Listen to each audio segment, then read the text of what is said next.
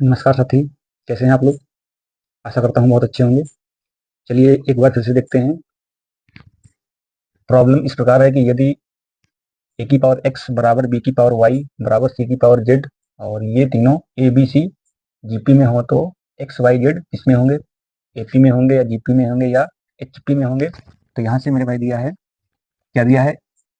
ए x, ए की power x और B की पावर वाई और बराबर सी की पावर जेड, ये दिया हुआ है। और दिया है ए बी सी, ये तीनों काहे में है? ये जीपी में है, ये तीनों जीपी में है। तो यहाँ से एक बात समझ में ये आती है, अगर ए बी सी जीपी में है तो यहाँ से बी स्क्वायर होगा वो ए सी के बराबर होगा। ये बात तो कंफर्म है कि बी स्क्वायर बराबर ए सी होगा। और जो पहली कंडीशन दी थी ए की पावर एक्स बराबर बी की पावर वाई और ये बराबर है सी की पावर जेड के, अगर ये तीनों बराबर हैं तो तीनों को हम एक कांस्टेंट के मान लेते हैं। तो यहाँ से हम क्या देखेंगे?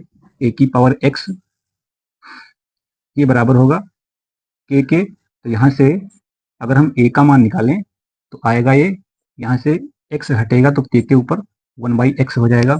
इसी प्रकार बी वाई ये दिया है के, यहाँ से अगर हम बी का मान निकालें तो बी बराबर आएगा के की पावर 1/y।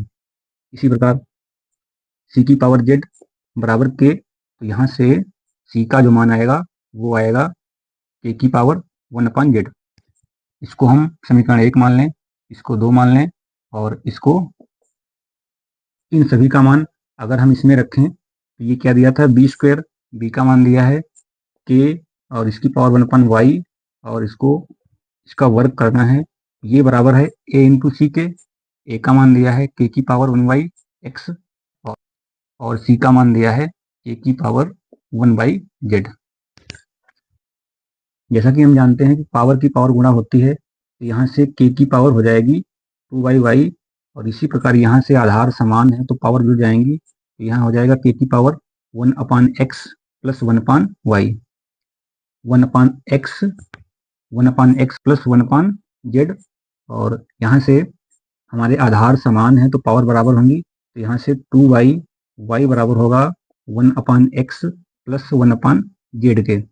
यहाँ से हमको दिखाई दे रहा है कि 1/y, 1/x और 1/z ये तीनों एपी में है।